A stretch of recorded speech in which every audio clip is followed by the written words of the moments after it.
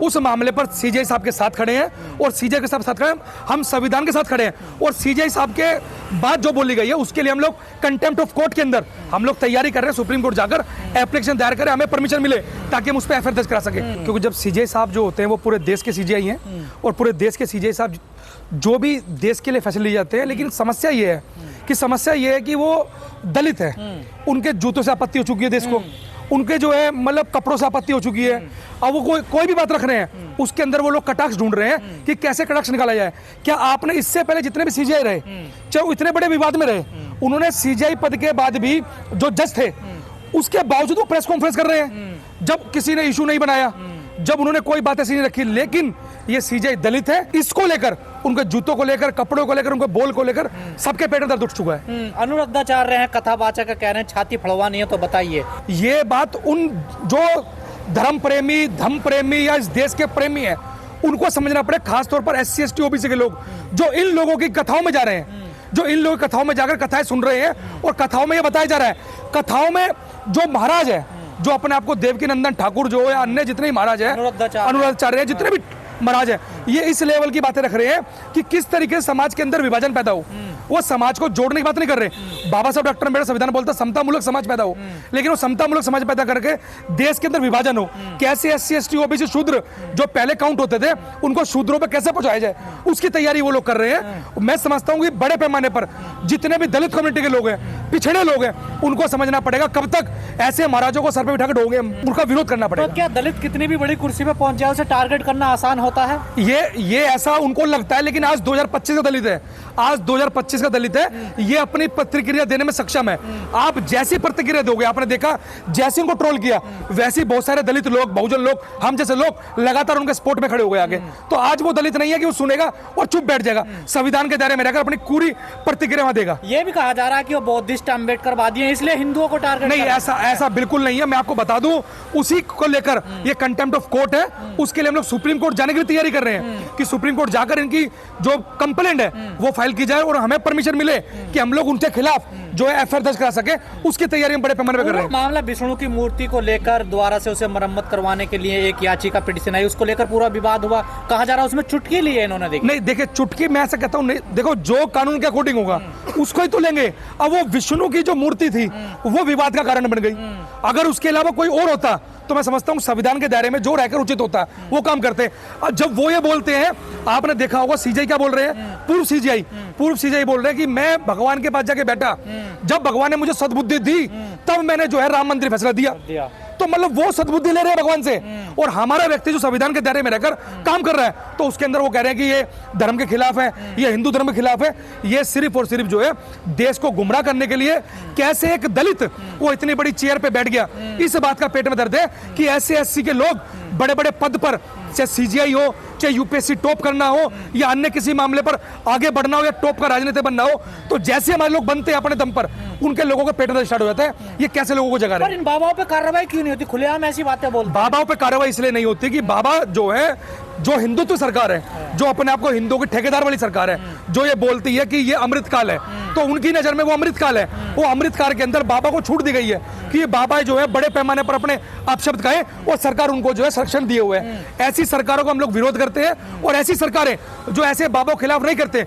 मैं समझता हूं कि ऐसे बाबों के खिलाफ SC ST OBC माइनॉरिटी के लोगों को समझना पड़ेगा और इस बात का एहसास करना होगा कि ये वही बाबा है जो हमारे समाज के लोगों को, दलितों को, बहुजनों को, पिछड़ों को तोड़ने काम करते हैं और अपनी सभाओं के अंदर इस तरह की भाषा इस्तेमाल करते हैं कि हमारा कोई भी व्यक्ति वो उच्च पद पर पहुंचता है तो उसका विरोध करते हैं। लगातार बाबाओं के भाषण देखने को मिलते हैं, बयान देखने को मिलते हैं। बाबा हैं राम भद्राचार्य, वो कह रहे हैं आरक्षण खत्म कर देना चाहिए। देखिए, राम भद्राचार्य के खिलाफ आप थे उस समय, हम लोगों ने पार्लियामेंट थाने के अंदर कंप्लेंट दर्ज कराई और पार्लियामेंट थाने के अंदर जो कंप्लेंट दर्ज कराई तो उस कंप्लेंट के अंदर भी आप समझ सकते हो कि वहां के SHO साहब हमारी कंप्लेंट रिसीविंग नहीं कर पा रहे। मतलब 6-6 घंटे, 8-8 घंटे, 2-2, 3-3 दिन हमें थाने में बिठाया जा रहा है रिसीविंग के लिए।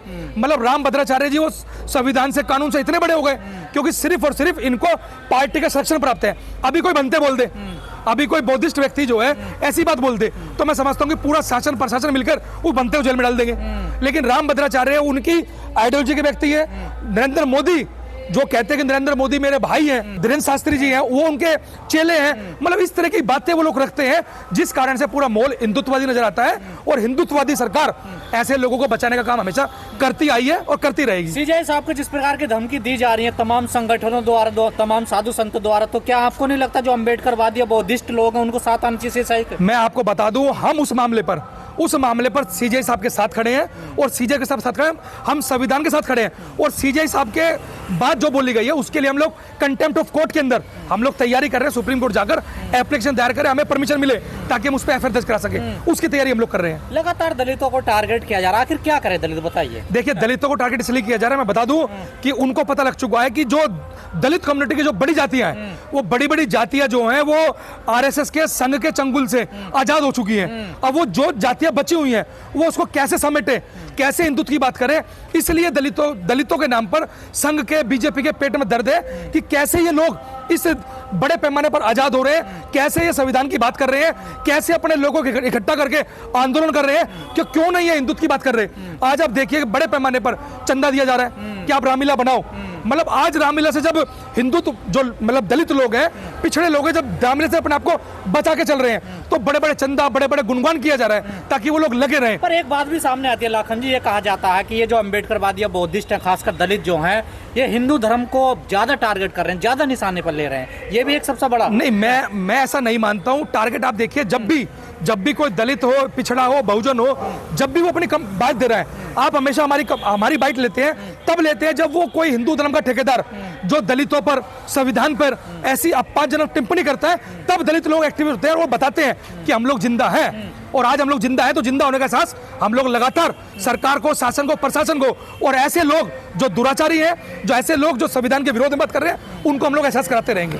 हर साल लगातार देश भर में कितने कार्यक्रम होते हैं जहां से खबरें आती हैं कि दलित हिंदू धर्म को छोड़ रहे हैं, आखिर क्यों छोड़ते चले जा रहे हैं आप? भाई, दलित हिंदू धर्म को इसलिए छोड़ रहे हैं कि जैसे जैसे दलित जाग रहा है, यही तो संघ के पेट में दर्द है कि दलित लोग जो बौद्ध धर्म भी ग्रहण करना चाहते हैं, कुछ कर भी रहे हैं, वो नहीं भी कर रहे, लेकिन वो हिंदू धर्म से अपने आप को जो है वो हटाते जा रहे हैं। उसका कारण यही है कि किसी प्रकार से भी दलितों को रोका जाए, लेकिन दलित बड़े पैमाने पर संविधान को मान रहा है, संविधान को पढ़ रहा है और अपने हक अधिकार के लिए वो फाइट कर रहा है। जब उसे पता लगता है कि मेरे हक अधिकार कहाँ सुनिश्चित है, उसे लगता है संविधान में सुनिश्चित है, इसलिए वो अन्य ग्रंथों को वो छोड़ता हुआ आगे बढ़ रहा है। नहीं, यही कहा जा रहा है इससे तो हिंदू धर्म कमजोर हो जाएगा। देखो, हमें हिंदू धर्म ताकत में, कमजोर में उससे कोई फर्क नहीं पड़ता। हमें फर्क पड़ता है कि दलित सपने तो जो हिंदू राष्ट्र बनाने के, उनके सपने तो वो चूर चूर होंगे।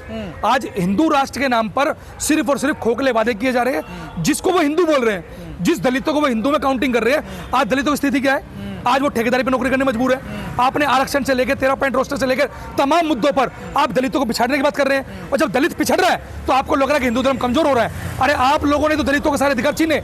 आप लोग लगातार जो है तमाम नौकरियों पर डाका डाल दिया, आपने बैकलॉग नहीं भरा, आप लोग तमाम चीजों पर दलितों को सारे अधिकार छीनने का काम कर रहे हैं। तो दलित अपने अधिकारों के लिए पढ़ रहा है, जागृत हो रहा है, इसलिए आप लोगों को लगा हिंदू धर्म कमजोर हो रहा है, और कमजोर नहीं हो रहा तो हम लोग आने वाले समय में लोगों को लगातार जागृत कर रहे हैं, लोग अपने आप छोड़ने का काम कर रहे हैं। क्या ये लड़ाई अम्बेडकरवाद, मनुवाद की है क्या? ये आज से नहीं है, ये सदियों से लड़ाई है। अम्बेडकर मनुवाद की लड़ाई इस देश के अंदर रही है बड़े पैमाने पर। ये लड़ाई विचार की लड़ाई है, जो विचार संविधान के राह में रोड़ा बनेगा और एक संविधान के पक्ष में विचार खड़ा है, तो इस विचारों को टकराव है।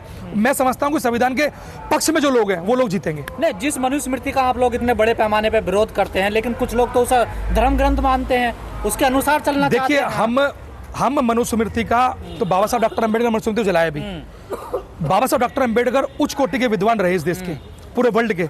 जब वो विद्वान व्यक्ति मनुस्मृति को जला रहा है तो उसके ऊपर हमें शंका करने की जरूरत नहीं है, उस पर सोचने की जरूरत नहीं है कि हमारे महापुरुषों को जलाया है तो हमारे विरोध की बात होगी उसके अंदर।